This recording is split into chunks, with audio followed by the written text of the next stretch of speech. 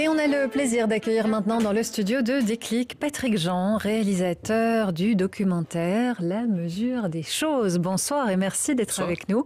La mesure des choses qui est présentée lors du festival du cinéma méditerranéen qui commence là maintenant. Alors, vous allez nous parler de cette quête qui est la vôtre dans ce documentaire, un film très esthétique, un film très poétique, mais vous recherchez finalement une chose, c'est-à-dire l'équilibre, la juste place des choses, et c'est d'ailleurs, j'imagine, ce qui existe, ce qui explique, le titre de votre documentaire, La mesure des choses. Oui. Alors, d'abord, c'est pas un documentaire. Enfin, je le considère pas comme un documentaire. C'est ce qu'on appelle un essai. L'essai cinématographique, c'est un genre qui a tombé un peu en désuétude. C'est pas de la fiction, c'est pas du documentaire. Ça ne documente rien. On ne donne pas de chiffres. Il n'y a pas d'interview avec des spécialistes. J'ai voulu ce film un peu comme une tentative de poème, de promenade autour de la Méditerranée, avec la très belle voix de Jacques Gamblin, ouais. qui nous a fait l'amitié de nous prêter sa voix, et qui parle comme un personnage. Enfin, c'est un personnage qui parle dans le film, c'est Dédale, le père de Icare, et qui, au moment de la catastrophe, au moment de s'envoler pour essayer de se sauver de cette situation dans laquelle le père a mis le fils, j'ai essayé d'imaginer quelles sont les dernières paroles que le père dit au fils. Et c'est une métaphore, évidemment, de la situation que nous vivons aujourd'hui, où une génération doit dire à la suivante, sans doute pour la première fois dans l'histoire de l'humanité, ne fais pas comme moi. Et donc, ce que je filme tout autour de la Méditerranée, ce sont toutes sortes de situations qui sont effectivement des conséquences de notre démesure, ce qu'on appelle l'hubris. Cette idée de toujours vouloir accumuler notre goinfrerie, notre orgueil aussi, et notre volonté de nous approprier le monde, de nous approprier la nature, avec aujourd'hui toutes les conséquences que nous devons payer. Voilà. Ce que Dédale dit à Icare, c'est évidemment ne t'approche pas trop du soleil, sinon ses ailes vont disparaître, mais ne t'en éloigne pas trop non plus. Parce que ça n'ira pas mieux. Voilà, ni trop haut ni trop bas, la juste mesure. Voilà, trouver la juste mesure. Vous convoquez donc la mythologie grecque dans ce récit, dans cet essai cinématographique. On parle aussi évidemment du labyrinthe et on va écouter un petit extrait. Au fond du labyrinthe, Dédale disait à Icare, en quadrillant le monde, en le colonisant, en y cherchant partout mes richesses prochaines, j'avais oublié qu'aucune règle ne mesure nos peines, nos douleurs. Nulle graduation pour estimer la sagesse, la force ou la beauté d'un regard.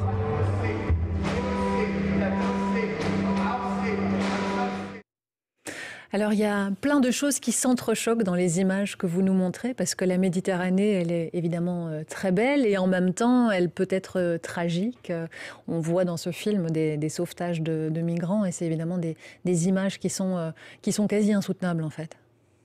Ah, elles sont insoutenables. Elles sont insoutenables. Rien qu'en les regardant là, en revoyant ces visages qu'on a filmés dans les camps de réfugiés, c'est insoutenable. Et puis l'image qu'on voit là, ce port de Tanger avec des jeunes, des adolescents marocains qui n'ont plus aucun espoir, qui sont prêts à se jeter à la flotte pour passer à Gibraltar. Voilà, après je voulais que ce film soit beau, malgré toutes des horreurs, parce que le film montre aussi des horreurs, il montre des choses très très très belles, mais aussi des horreurs. La Méditerranée, c'est ça. Et j'ai voulu qu'il soit beau parce qu'une des idées du film, c'est que en cherchant la beauté, parfois on se rapproche d'une forme de vérité, d'une forme de mesure, parce que la beauté, la recherche de la beauté, elle ne détruit rien. Elle n'est pas dans la démesure, justement. Elle ne se mesure pas, elle ne peut pas se quantifier. Et aujourd'hui, je pense qu'on a aussi besoin de choses qui ne sont pas quantifiables. Et donc c'est pour ça qu'on a...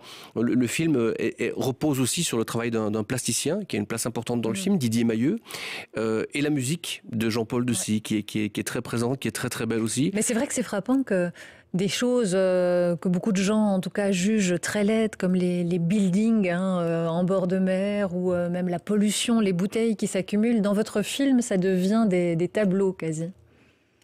Oui, c'est ça. C'est ça. C'est l'idée de se dire cherchons la beauté partout où elle est Et c'est pas l'idée de faire de la beauté avec de la laideur, mais c'est d'essayer de trouver, encore une fois, de la beauté dans la justesse du regard qu'on pose sur le monde. Et puis effectivement, dans le regard qu'on pose sur le monde, eh bien, notre regard il tombe aussi sur des horreurs, sur des esclaves. Je filme un garçon dans le sud de l'Espagne qui est un véritable esclave. En rentrant de ce tournage, je suis allé dans un supermarché, j'étais seul chez moi, j'ai fait quelques courses et je suis tombé sur un pack de tomates et j'ai reconnu la marque et c'est les tomates qu'il cultive dans une condition d'esclavage. Réellement, il vit dans une sorte de petit bidonville, il n'a plus aucun espoir, il est d'origine marocaine, il ne pourra jamais retourner au Maroc, il est coincé là, il n'aura jamais ses papiers, mais il produit les tomates que je mange. Hélène. Pourquoi est-ce que vous avez choisi la Méditerranée pour raconter tout ça? D'abord parce que je suis amoureux de cette mer, de cet endroit, des pays qui sont autour.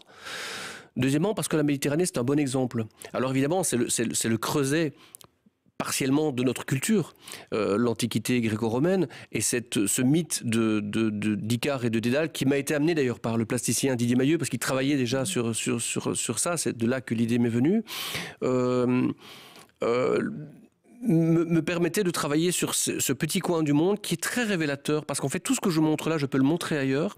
Et il y a des scientifiques, notamment des Belges d'ailleurs, de l'Université de Liège qui travaillent en Corse, qui me disaient mais en fait ce qu'on mesure ici, c'est très utile pour comprendre ce qui se passe dans c'est un peu une petite mer, parce que c'est une petite mer la Méditerranée, mais qui nous permet de mettre la loupe sur des phénomènes qui sont en grand. Tous les enjeux sont océans. là. Absolument. Tous les enjeux sont là et on le voit. Tout ce qui se passe, les porte-conteneurs, les pêcheurs. Et tout ça passe par là aussi. Absolument, absolument. En Méditerranée, il y a tout. C'est aussi un film qui questionne évidemment notre pouvoir destructeur en tant qu'humain. Alors vous ne chargez pas nécessairement l'homme, parce qu'il y a aussi toute la beauté, toute l'humanité dans ce film de l'espèce humaine. Mais il y a son pouvoir destructeur et cette nécessité de retrouver la juste place des choses. Alors c'est le paradoxe, et ça c'est le philosophe belge Édouard Delruel qui a réfléchi avec nous au moment de la conception du film, qui m'a amené cette idée que la question de la mesure, parce qu'en français, en anglais ça ne marche pas, mais en français il y a la mesure et la démesure. Le fait de mesurer,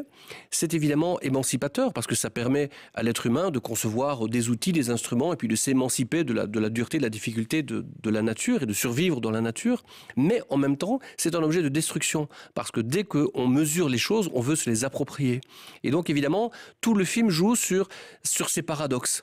C'est qu'à la fois l'humanité, ça peut se regarder, s'observer avec beaucoup d'admiration, parce qu'il y a des choses sublimes qui nous émeuvent, qui nous font nous élever. Et puis à la fois, effectivement, on assiste à une destruction à la fois de la nature et des retombées pour une partie de l'humanité, parce que c'est ça aussi, c'est pas, je le montre dans le film, c'est pas toute l'humanité qui a à souffrir de notre démesure, c'est une partie de l'humanité. Il y a toute une partie de l'humanité qui vit très très bien là-dessus, bien sûr. Évidemment, c'était un très beau film. C'est vrai que vous avez bien fait de rectifier, parce que quand on dit documentaire, c'est pas le meilleur mot, même si le documentaire n'est pas nécessairement un reportage avec des enquêtes, des chiffres, etc. Mais ici, c'est un véritable, en effet, essai cinématographique avec beaucoup de poésie. On vous le recommande donc chaleureusement, et c'est à découvrir donc dans le cadre de ces festivals du cinéma méditerranéen. Et vous découvrez évidemment tout le programme en quelques clics sur Internet. Merci beaucoup. Patrick Jean, d'être venu dans le studio de Déclic pour nous présenter ce film. Le meilleur pour la fin. Et ce soir, dans le meilleur